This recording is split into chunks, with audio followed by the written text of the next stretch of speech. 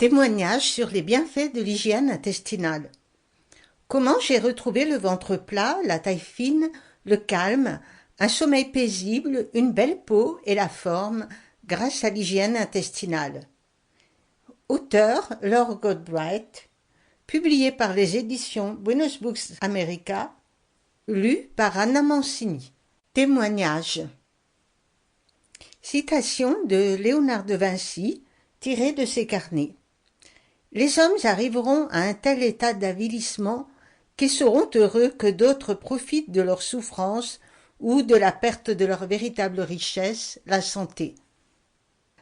Citation de Molière, Le malade imaginaire. La nature d'elle-même, quand nous la laissons faire, se tire tout doucement du désordre où elle est tombée. C'est notre inquiétude, c'est notre impatience qui gâte tout, et presque tous les hommes meurent de leur remède et non pas de leur maladie. Témoignage. Aux environs de la quarantaine, alors que j'avais eu la chance d'avoir jusque-là une santé presque parfaite, j'ai commencé à avoir des crises d'aérophagie. C'étaient de grosses crises qui se déclenchaient vers 3 heures du matin. Alors mon ventre devenait douloureux, aussi gros que celui d'une femme en fin de grossesse.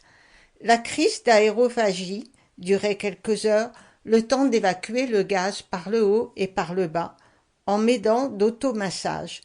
Puis je me rendormais enfin au petit matin, quelques heures avant de me lever pour aller travailler. Inutile de vous dire combien j'étais épuisée par ces crises qui me réveillaient chaque nuit. Sans compter que ces dérangements de mon système digestif provoquaient aussi d'horribles cauchemars récurrents, pleins de scènes violentes et sanglantes. Ces mauvais films que je me fabriquais en dormant n'avaient rien à envier aux films d'horreur qu'on nous sert à la télévision et au cinéma.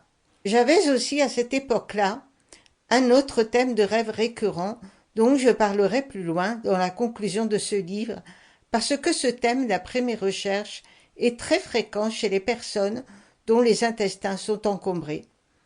Grâce à nos rêves, nous avons une chance supplémentaire d'entendre notre corps et de comprendre de façon subconsciente que quelque chose ne va pas très bien avant que ça ne devienne une vraie catastrophe. Quand mes problèmes de santé ont commencé, je ne comprenais pas ce qui m'arrivait. Pourquoi donc avais-je ces crises d'aérophagie?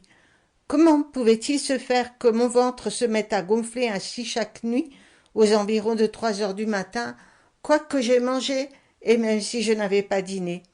Mon premier réflexe fut d'aller consulter un médecin qui me dit en souriant que mes petits problèmes d'aérophagie n'étaient vraiment... Sample complete. Ready to continue?